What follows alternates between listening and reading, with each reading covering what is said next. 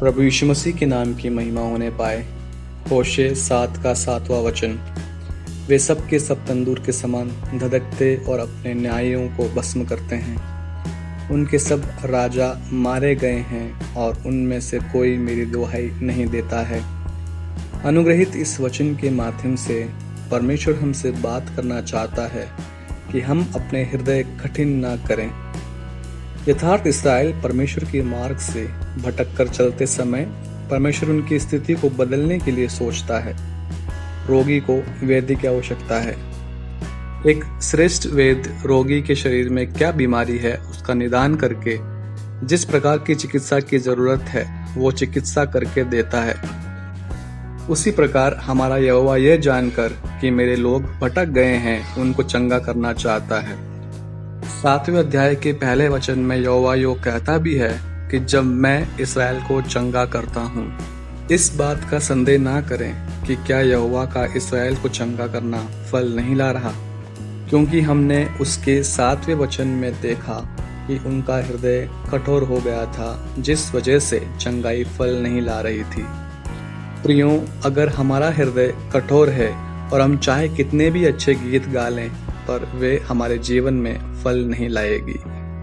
कितना भी वचन को टटोलने वाले, उसे पढ़ने वाले या फिर उसमें से उपदेश देने वाले क्यों ना हो, लेकिन अगर हम कठोर हृदय वाले हैं तो फिर वह हमारे जीवन में कोई फल नहीं लाएगा।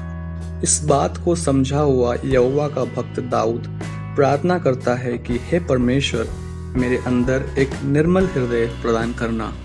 परमेश्वर द्वारा अपने जन के आत्मिक क्षति के चंगाई के वास्तविक अवस्था को हम 6वें अध्याय के 8वें वचन में देख सकते हैं। उसमें इस प्रकार लिखा है कि वह गड़ी तो अनर्थकारियों से भरी है, वह खून से भरी हुई है। उसके 9वें वचन में हम देखते हैं कि सही मार्गदर्शक दिखाने वाला याजकों का दल डाकुओं के दल के समान मार्ग में वध करता है और दुष्कर्म करता है। उसके 10वें वचन में हम देखते हैं कि याजक और सारे जन एक समान छल के कामों को करने में लगे और उनमें अशुद्धता पाई जाने लगी।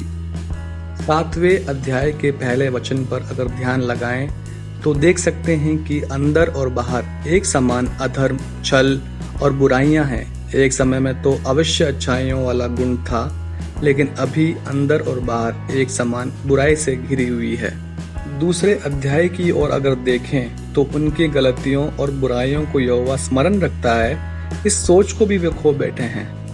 तीसरे वचन में वे परमेश्वर को आनंदित करने के बजाय वे राजा को बुराई करने से और हाकिमों को झूठ बोलने से आनंदित होते हैं। इतने आत्मिक क्षति पहुंचे हुए अपने जन के बुराइयों पर बुराइयां, छल पे छल करने के उस अवस्था को एक अर्थ में परमेश्वर का याजक लोगों से कहता है, तुम सब तंदूर के समान धधकने की अवस्था में हो। मेरे प्रियो, सुबह के नाश्ते के लिए डोसा बनाने का बर्तन एक रात पहले धधकने वाली भट्टी के ऊपर रहने वाली अगर अवस्था है तो उस डोसे के बर्तन में डोसा बनाना क्या संभव हो पाएगा? यहोवा के इन समयों में तकरीबन 13 वर्षों तक 5 अलग अलग राजाओं ने इसराइल पर शासन किया। वे सारे राजा यहोवा के सम्मुख अनर्थकारी थे। उन्होंने अपने सारे शासन बुराइयों से बढ़ाया। राजा, परमेश्वर के याजक, यहोवा के जन सब एक समान उस धधकते हुए तंदूर के समान जब अयोग्य ठहरते हैं तो यहोवा यह चाहता है कि एक अच्छा हृदय यदि मेरे जन में होता तो कितना अच्छा होता। प्रियों, नए नियम में अनेकों ने अनेकों को ठंडा करने का दृश्य हम देख सकते हैं। परमेश्वर आज की सुबह हमारे हृदय को ठंडा करना चाहता है। दुष्ट, पाप, अनर्थकारियों, अनीति के जरिए हमारे हृदय को ज्वलित करने, अत्यधिक धधकने के लिए प्रयास करता है। हम इस अनुग्रहित दिन में जीवन व्यतीत करने के लिए निकलते समय यह निर्णय लें कि हमारा हृदय यहोवा के सम्मुख एक शुद्ध हृदय, आत्मसाक्षी रूपी हृदय को स्थापित करूंगा। इन वचनों के आधार पर यहोवा हमारे हृदय को ठंडा करने पाए, जिससे हम भी अनेकों को ठंडा करने वाले बने। आप सबका दिन अनुग्रहित हो।